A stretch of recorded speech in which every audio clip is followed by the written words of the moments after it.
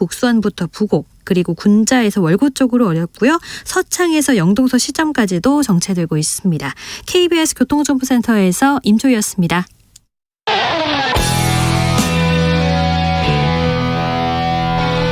스치기만 해도 똑똑해진다. 드라이브 스루 시사 주진우 라이브.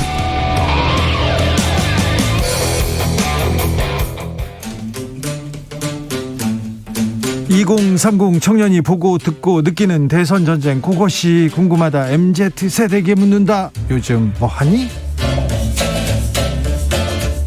2030 청년 정치인 어벤져스입니다.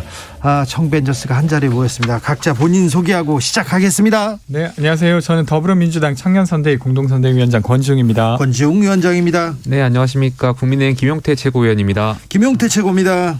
안녕하세요. 심상정 후보와 함께하는 청년정의당 대표 강민진입니다. 강민진 대표입니다. 선거운동 첫날입니다. 어땠습니까, 권지웅 위원장? 네, 오늘 이제 후보님이 이재명 후보께서 부산에서부터 지금 서울로 올라오셨습니다. 네. 마지막 유세를 하고 계신데 사실 저희도 이제 공개 모집을 해서 시민 발언자를 모으고 있었거든요. 네. 그래서 대구에서 처음으로 유세하는 20세 청년이 발언을 했어요. 네. 그러니까 이제 대구는 일자리가 많이 없는데, 괜찮은 일자리가 특히 없는데 뭐 120시간이나 아니면 최저임금 없애자 뭐 이런 이야기들이 아니라 정말로 괜찮은 일자리를 만드는 것이 필요하다, 이런 이야기를 했고요.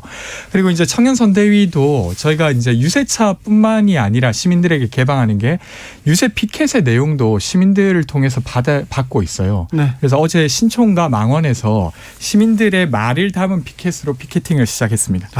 김용태 최고위원. 네, 저희 국민의힘은 오늘 후보님께서 서울에서부터 대전, 대구, 부산 X자 형태로 유세를 시작했고요.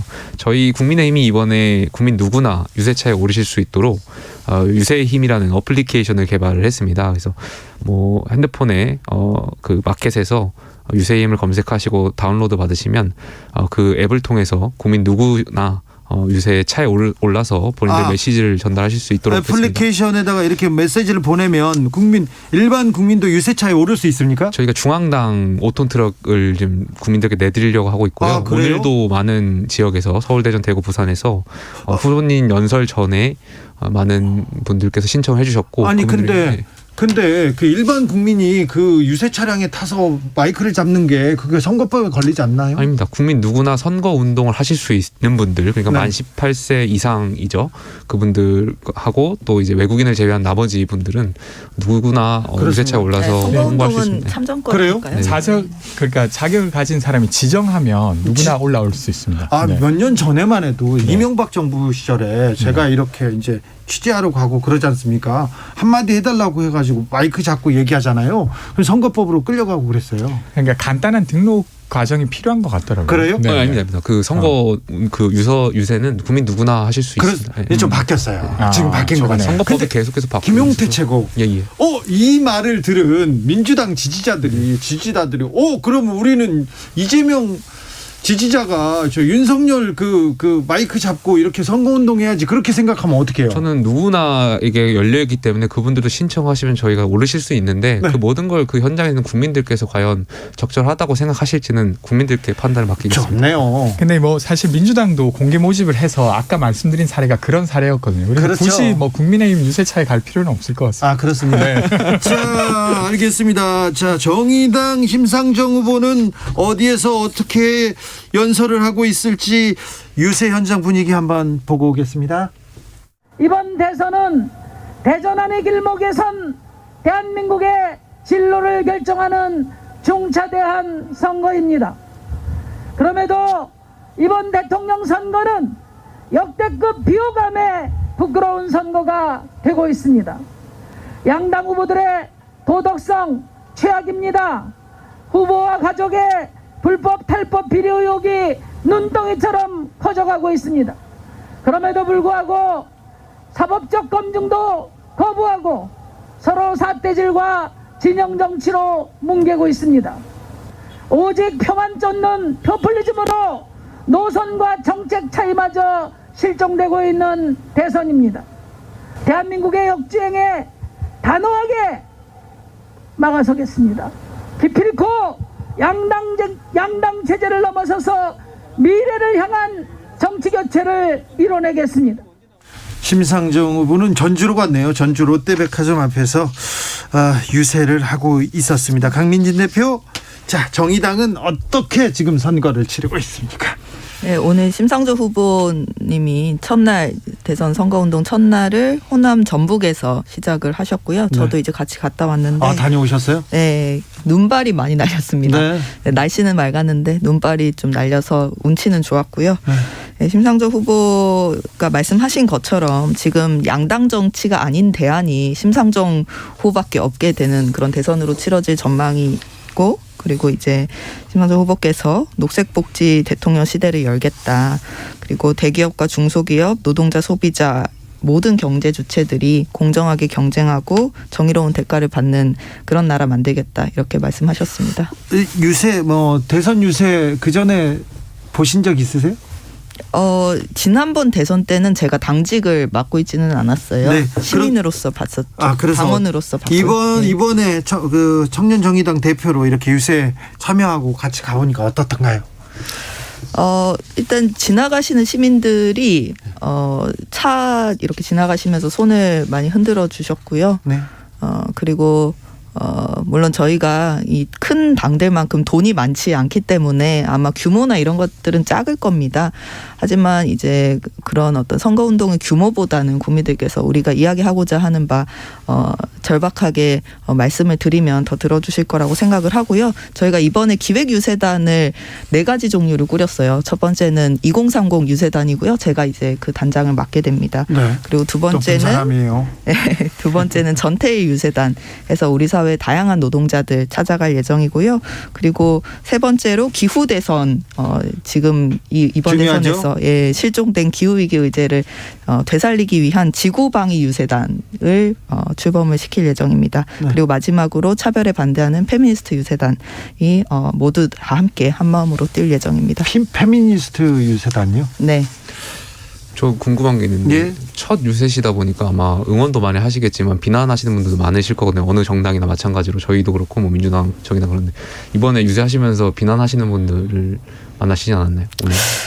이번에는 없었어요. 근데 이제 약간 장소 특성이 네. 이렇게 반대 집회나 이런 걸 열기에 좀 적합하지 않은 장소 특성이 있었던 것 같고 아마 앞으로는 그런 위험성이 있을 수는 있을 것 같습니다. 호남에서는 또 전주 분들은요 그렇게 나서서 이렇게 비난하고 그러지 않습니다. 저희 이번 전주 호남 분들이 저희 국민의힘 굉장히 많이 응원해주고 계셔가지고 그래요? 굉장히 감사하게 생각하고 있습니다. 전주 사람들이요? 뭐 전주뿐만 아니라 호남, 전주 이번에 열정 열차 때 많은 분들께서 많이 응원해주시고 계십니다. 저도 부산이랑 대구 다녀왔는데 엄청 응원 많이 받고 왔습니다. 저희 당은 좋아 이러면 잘하면 좋습니다.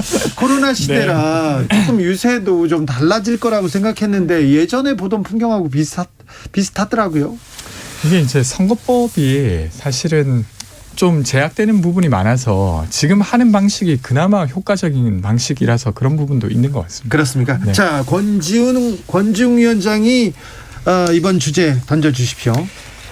그 며칠 전, 그러니까 어제죠. 그 윤석열 후보께서 사법개혁 관련한 공약을 내셨어요. 네, 많이 거기 냈어요. 내용 보면 법무장관의 수사지휘권을 폐지하겠다, 검찰에 대한. 네.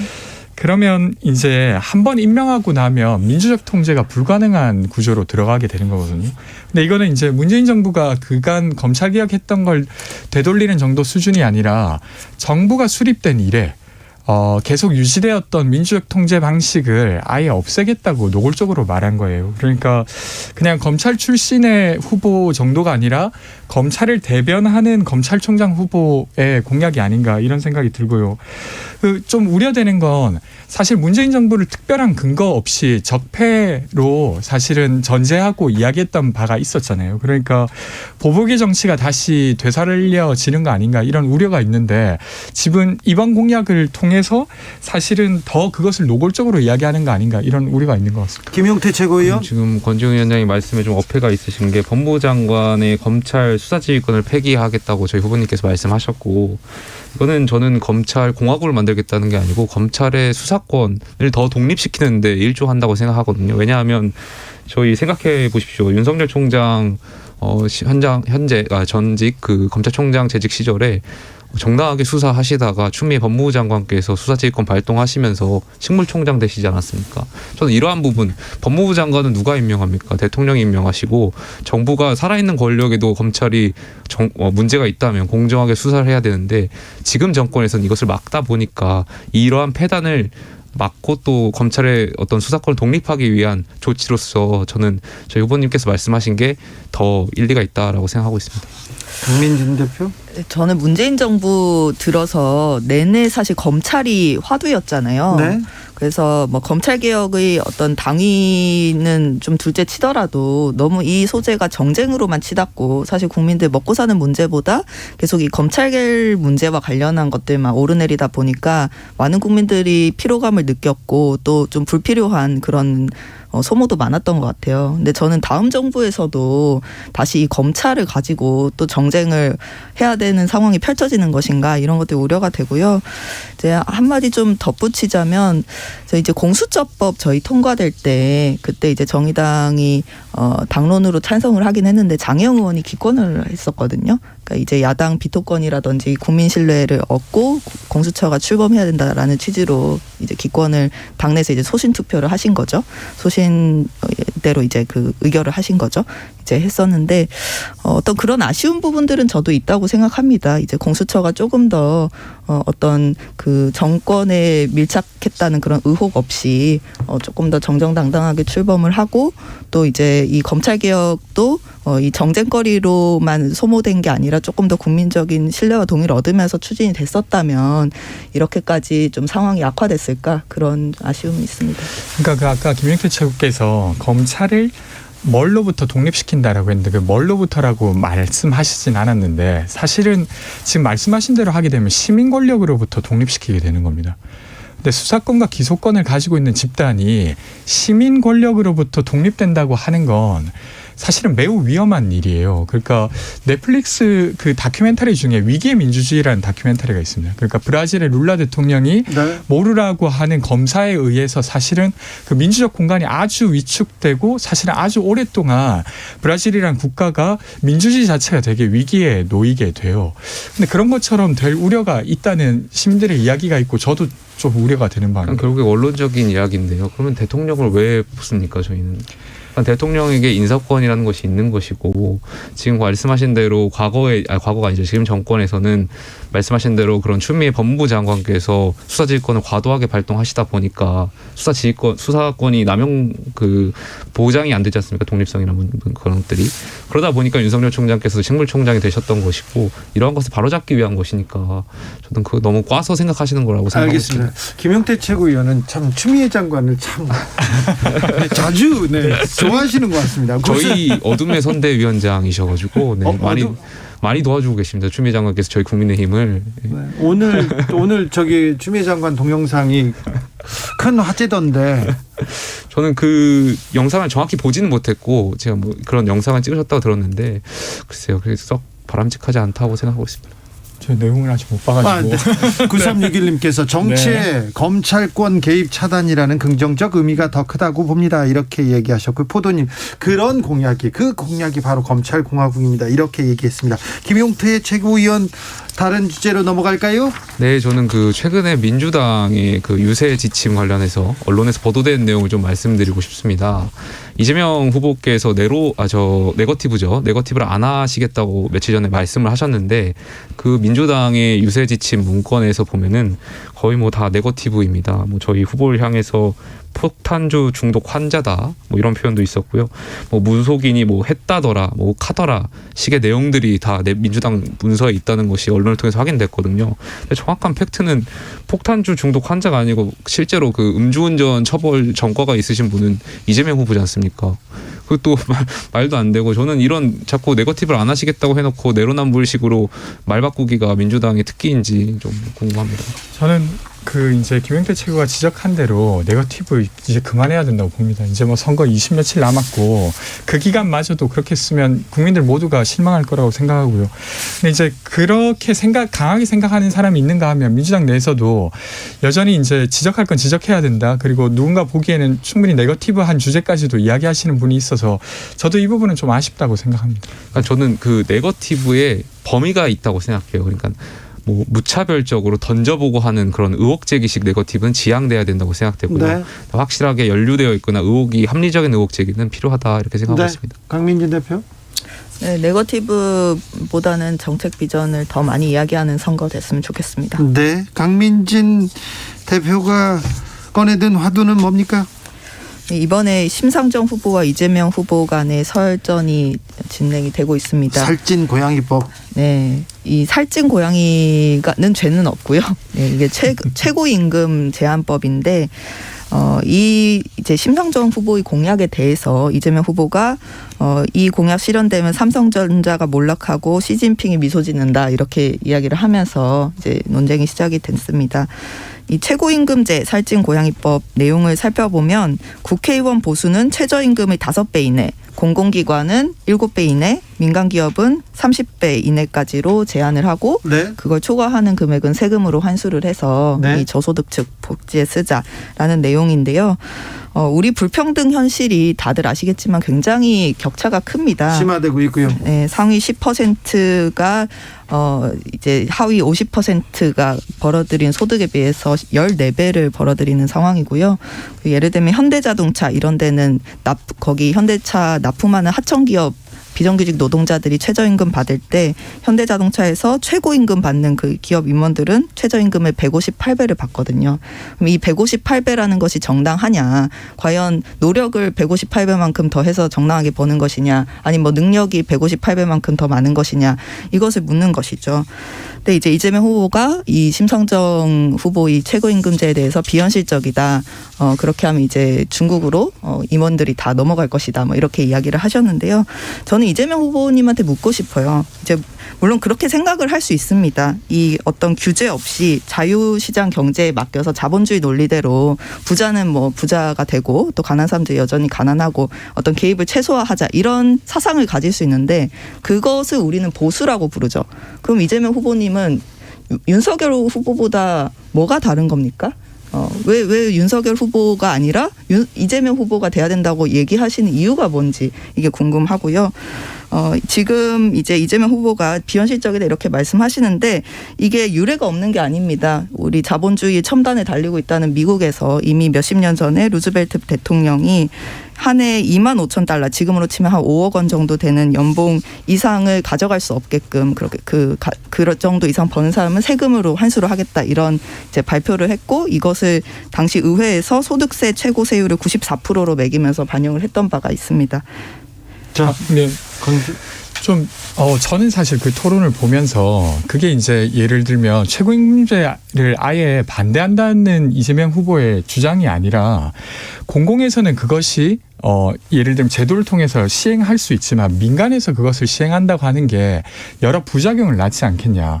어쨌건 경제라고 하는 게 한국 내에서만 존재하는 것이 아니라 국제적으로 연결돼 있고 예를 들면 한국에 있는 항공 승무원들은 중국에 되게 많이 넘어갔어요.